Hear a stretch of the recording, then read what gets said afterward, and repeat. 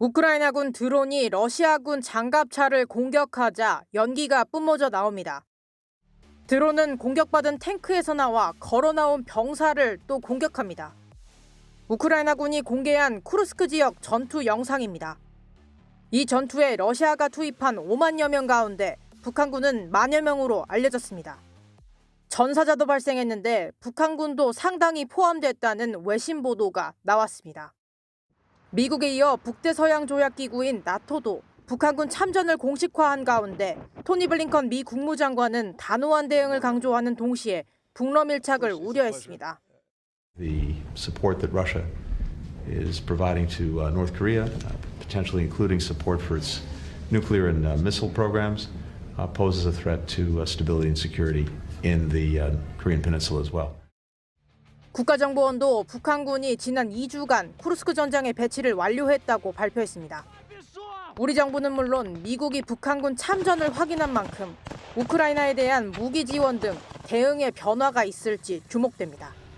어제 국정원이 러시아에 파병된 북한군이 이미 전투에 참여 중이다 이런 걸로 공식 확인했는데 우크라이나가 어제 격전지죠 쿠르스크에서 러시아군을 드론으로 공격하는 영상이 공개됐는데 자 보좌관님 여기서 일단은 북한군 사망자가 좀 발생했다고 좀 보는 것 같습니다. 저희가 쭉 지금 저희가 얘기해 왔던 대로 좀 우려가 현실이 되고 있는 것 같아요. 네, 그렇습니다. 이 북한군 사망에 대해서 사실 뭐 구체적인 영상이나 뭐 포로가 잡혔거나 그런 건 아직 공개가 된 건 없지만 알려진 그 보도에 따르면 현재 약 5만 명에 달하는 러북 연합군이 쿠르스크에서 이미 진격을 개시했고요. 또 우크라이나군의 어떤 보도에 따르면 10분에서 15분 간격으로 지금 매우 치열한 전투가 지금 벌어지고 있다라고 하죠. 또 그 전투의 강도가 기타 다른 동부전선이나 남부전선에서 진행되는 전투보다 훨씬 2배에서 3배 정도로 강도가 높다고 합니다. 그러다 보니까 당연히 사상자는 발생할 수밖에 없고 어제자 보도를 확인해 보니 쿠르스크에서 단 하루에 전사한 사람의 숫자가 일반 동부전선에서 사망한 숫자보다 훨씬 많다라고 하죠. 그렇기 때문에 약 그 1,800명에 달하는 그 사망자 안에는 분명히 이 북한군이 있을 것이고요. 게다가 이 지금 거기 그 지역에 배치된 12,000명의 북한군 같은 경우에는 기본적으로 받은 어떤 그 전술 교육이 이 참호를 파괴하고 또 참호를 찾아내서 적을 제거하는 전술이거든요. 네. 쉽게 표현하면 알보병 전술입니다. 가장 일선에서 우크라이나군의 진지를 향해서 돌격하는 임무를 그냥 그렇죠. 맨몸으로 또 뛰어드는 거죠. 뭐 그냥 소총 하나 들고 이제 네. 그 우크라이나군 진지로 찾아가서 적과 교전을 하는 그런 전투 훈련을 받은 건데요. 그러다 보니까 이 다량의 사상자가 나올 수밖에 없는 구조다라고 말씀드리겠습니다. 네. 말씀하신 대로 어제인가요? 이 개전 예로 가장 많은 이제 사상자가 발생했다고 하는데 1,800명 정도 된다고 하는데 이게 보니까 트럼프가 전쟁을 종식시키겠다 뭐 이런 얘기를 하면서 서로 이 종전이든 휴전이든 그때까지 서로 양측이 많은 땅을 차지하기 위해서 더 치열한 전투를 벌이고 있는 것 같은데 그래서 더더욱 이제 사상자가 많이 나올 것 같다는 좀 추측이 나옵니다. 네, 그렇습니다. 이 트럼프 당선인이 후보 시절 여러 차례 공언을 했듯이 본인이 대통령이 되기 전 24시간 안에 러우 전쟁을 끝내겠다라고 여러 차례 강조를 하지 않았습니까? 네. 물론 이게 물리적으로 24시간 안에 전쟁을 끝낼 수는 없습니다. 그렇겠죠. 하지만 이 트럼프 당선인 특유의 그 화법에 우리가 좀 기초해서 말씀을 드린다면 어쨌든 단기간 안에 러시아 우크라이나 전쟁이 끝날 것으로 보이고요. 그렇기 때문에 현재 그 트럼프 대통령이 제시한 협상안 중에 가장 유력한 것이 현재의 전선에서 모든 전투 활동을 멈춘다 아닙니까? 그렇게 따지면 결국은 그 시점이 발효되는 그때의 그 땅이 곧 영토가 되기 때문에 사실 뭐 한국 전쟁 때 6.25 때도 마찬가지였습니다. 네, 그렇습니다. 결국은 이 정전협정이 발효되기 직전까지 싸우지 않았습니까? 네. 그런 상황이 현재 우크라이나에서 반복되고 있다라고 보시면 될 것 같고 정말 남은 2개월 동안, 남은 3개월 동안 그 전에 보지 못했던 가장 어떤 강도 높은 전투가 벌어질 가능성이 상당히 높습니다. 그렇군요.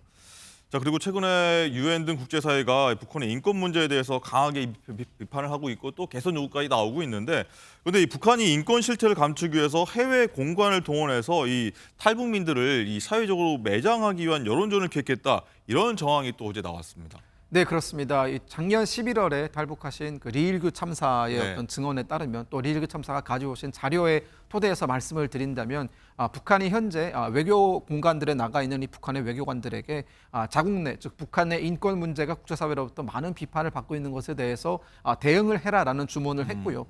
특히나 이 북한의 인권 문제를 가장 강하게 그리고 북한 입장에서는 가장 아프게 거론하는 것이 바로 이제 탈북민들 아니겠습니까? 저를 포함한 많은 어떤 북한에서의 어떤 인권 상황을 경험했던 사람들의 그 증언이 어떻게 보면 이 국제사회 내에서 북한의 인권 상황에 대한 공분을 불러오고 있는 것이고요. 그것이 결국은 그대로 북한 정권에게는 위협이 되고 있으니 북한 정권 입장에서는 이 탈북민들의 여러 가지 공개 활동 또 인권에 관련된 활동들을 억제하기 위해서 다양한 소문이라든가 혹은 이제 근거 없는 비방을 만들어내서 네. 그들의 어떤 그 말의 권위를 떨어뜨리기 위한 다양한 어떤 좀 안 좋은 활동들을 좀 외교관들에게 요구를 하고 있는 것이고요. 특히나 주목할 만했던 것은 어떤 다른 국제기구라든가 다른 나라가 이 탈북민과의 접촉을 하게 될 경우 북한과의 어떠한 대화도 할 수 없다라는 네. 점을 여러 차례 강조하라고 하는 것은 결국은 이 북한 당국이 역으로 생각해 봤을 때는 그만큼 이 탈북민들의 증언에 가장 아프게 반응한다라는 것을 보여주고 있는 것 아니냐라는 생각이 듭니다. 실제로 위협을 좀 당하셨다든가 아니면 사회적 어떤 매장이라는 것 북한이 누군가가 의도했든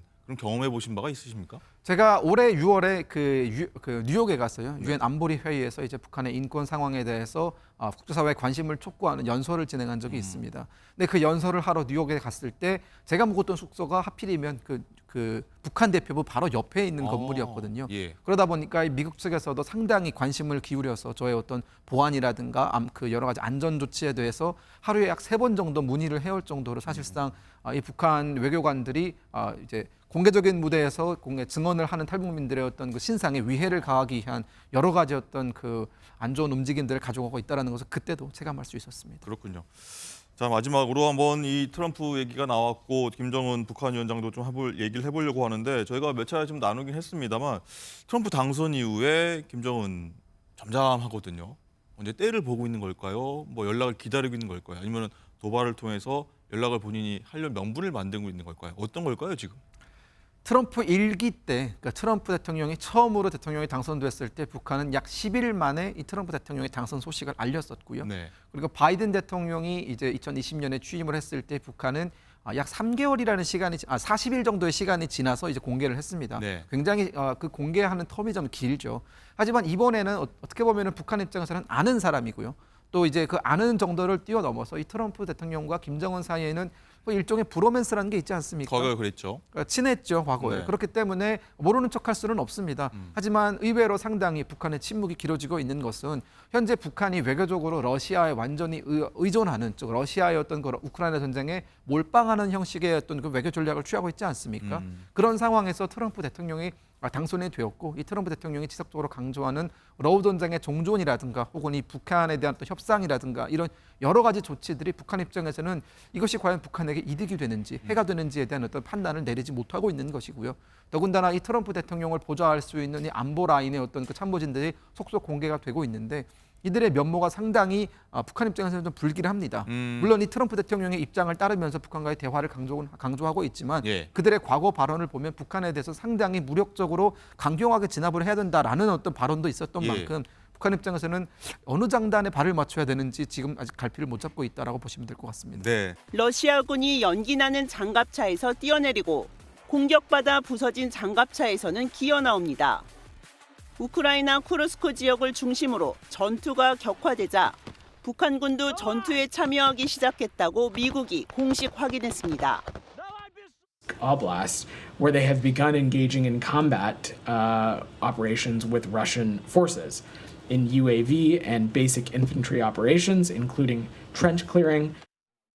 전투를 위한 훈련을 이미 마쳤지만 러시아군과의 언어, 통신 등은 극복해야 할 과제로 꼽았습니다. 또 북한군은 개인 확인이나 박격포 등은 받았지만 장갑차 등은 지급받지 못한 것으로 전해져 대규모 전투가 벌어질 경우 북한군의 사상자가 상당할 것으로 예상됩니다. 러시아의 대규모 공격에 맞서 대응 방안을 논의하기 위해 유럽에 간 블링컨 미국 국무장관은 북한군의 참전에 대해 단호히 대응하겠다고 밝혔습니다. DPRK, North Korean forces, injected into the battle, and now quite literally in combat, which demands and will get a firm response. 미국은 일단 애초 우크라이나에 약속했던 155mm 포탄과 미사일, 탄약 등 군사 지원을 최대한 서두를 것으로 예상됩니다.